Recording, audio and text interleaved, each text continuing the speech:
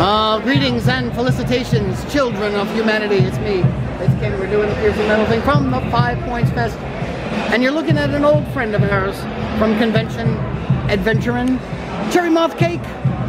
Great group of people and creatives. And awesome Lindsay. Please buy my toys. There you go. That's a hat to run with. That's really cool. And the hat almost matches your hair. That was the goal. How am you been, Lindsay? What's going on? Been good. Been busy. Like to see the word busy in the day? And you got a lot of cool stuff going on. So yeah. let's go from here, starting right. Yeah, so we with got the new. This run of toys. These are in about a 3-inch scale, which is something I haven't really done in a few years, so it's nice to mix it up. Everything here is dry brushed, and each one is a one-of-a-kind paint style, so some of them have as much as like 10 or 12 layers of paint on them. Everything's different.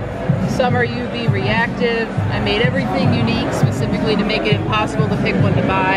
And you're doing blanks also. Do you find a lot of artists want to redo their paint? This is the first time I've offered blanks, but people have asked consistently throughout the years, so. That's cool.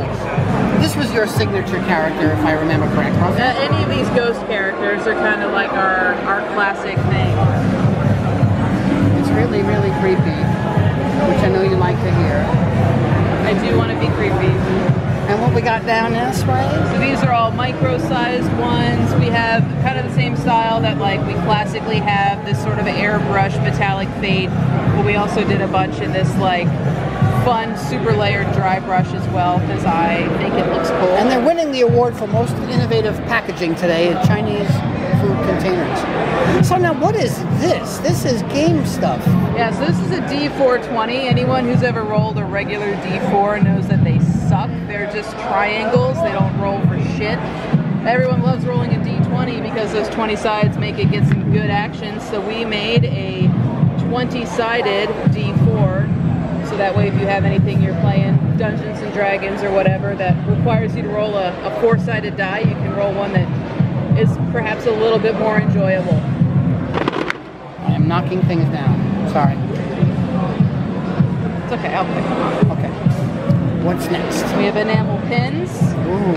Some new pin designs. Oh, this one came out great. I don't know that we had any of these here last year. I don't remember enamel pins last time. And we made a card game. This is one blind bagged.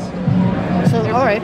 Blind bagged because some of them have a holographic chase card in them. Not a playable card, but just a fun thing to have. So the game is called? The game is called The Blessed Blade of the Badlands.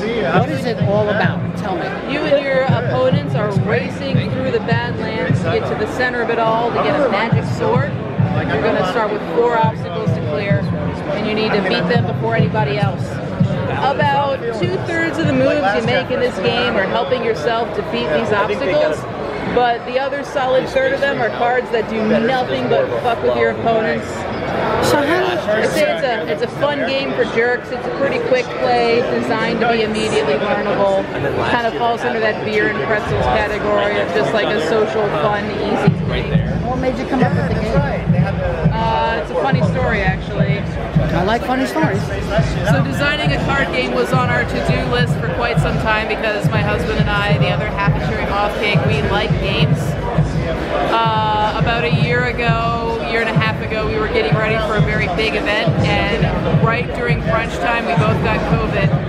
We were so sick we couldn't get off the sofa. I was running like a 104 fever. We had like, you know, the antibody infusions and like visiting nurses because the hospitals were full. It was a really bad time. And since we literally couldn't get up off of the bed or the sofa to go paint because we were so fatigued, Nick jokingly said, well, I guess now's the time to write the card game. And then I just wrote it that night in some sort of like crazy fever fugue state. And the game that came out of that first draft is almost exactly the finished product. It just fell out of my head, nearly complete. That's really cool. It's a super weird story, but the end product was pretty cool. And I like the button says, I'm not sorry for what I did to you while you were in the Badlands. take that as you will. And then, of course, the ever-popular stuffed.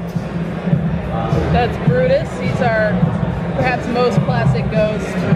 I like Brutus. And a shirt with a... That's not Brutus, too, right? No, that's the Spectral Spire. Woo.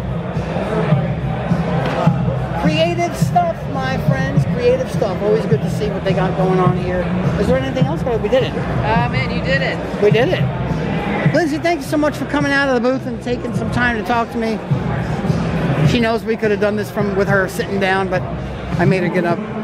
It's always good to see old friends at a convention like this, and like I said, my friends, we're going to have all the links to everything that you need to throw down that wonderful cashish for. Yeah. So, you know, you can get the card game for, what's that, 20 bucks? $16. $16, not even 20 bucks. Look at that. 20 bucks doesn't even get you pizza in New York. And then all the other awesome stuff. This is very metal. All you metalheads need this pen. This is very... gonna rip your guts out while we play drums. So, really cool stuff, really cool stuff. I wish them the best. Alright, you know the drill. From the Cherry Moth Cake booth at the 5 Points Festival, it's me, it's Ken. Piercing Metal side of the fence. Do me a favor, click the subscribe button, notification bell, like, leave a comment on the video, right? That's all 3 things. If you like listening to me once, listen to me 3 times. See you next time. Thanks for watching. Bye.